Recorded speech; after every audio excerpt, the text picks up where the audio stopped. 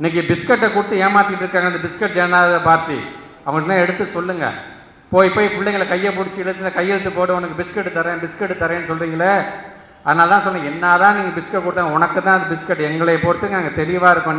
நீ அல்வா கொடுக்குற அந்த அல்வாவெலாம் நாங்கள் வாங்க மாட்டோம் என்பதை நம்முடைய பிள்ளைகளும் சரி பெற்றவங்களும் சரி நீங்கள் தெளிவான சிந்தனையில் இருக்கிறார்கள் என்று சொல்லும் பொழுது இன்றைக்கு அதை அதிகமாக எடுத்து செல்ல வேண்டிய பணியில் இங்கே வருகை தந்திருக்கின்ற மாணவ சமுதாயம், பொது உடைமை இயக்கத்தை சார்ந்த சமுதாயம் நீங்கள் முழுமையாக உங்களை ஈடுபடுத்திக் கொள்ள வேண்டும் என்பதற்காகத்தான் உங்களை சந்திக்க நாங்கள் இங்கே வருகை தந்திருக்கின்றோம். ஆக ஒரு தேசிய இயக்கத்தினுடைய ஒரு மாநில தலைவர் இங்கேருந்து நாங்கள் தமிழர்களுக்காக பேசுகிறோம்னு சொல்கிறாரு. அது ஏதாச்சும் ஒரு விதத்தில் தமிழர்களுக்காக பேசுகிறேன். கையெழுத்து வாங்குறிய ஒவ்வொரு பிள்ளைகளாக கூப்பிட்டு கையெழுத்து வாங்குறீ. ஒன்றே ஒன்று கேட்குறீங்க, அரசு பள்ளி மாணவன் எல்லாம் சேர்ந்து தானே நீட்டு வேணான்னு கையெழுத்து போட்டு கொடுத்தோம்.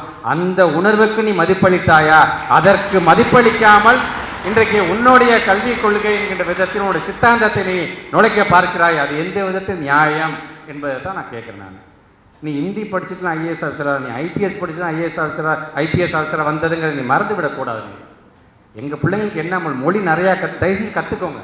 அது ஏன் 3 மொழியா 4 10 மொழிகள் கூட நீங்கள் கற்றுக்கொள்ளுங்கள்.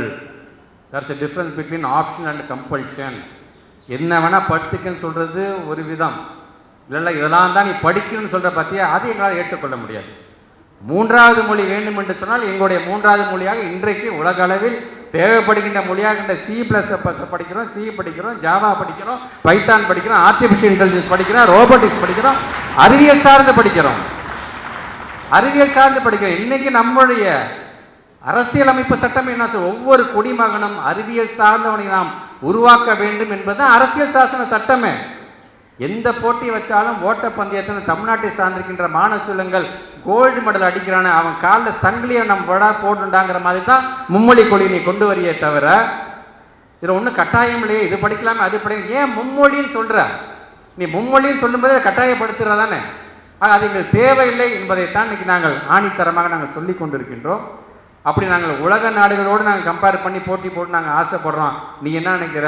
பீகார், உத்தரப்பிரதேஷ், ராஜஸ்தான், மத்திய பிரதேசம் இந்த மாதிரி போய்விட வேண்டும் என்று நீ நினைக்கிறேன்.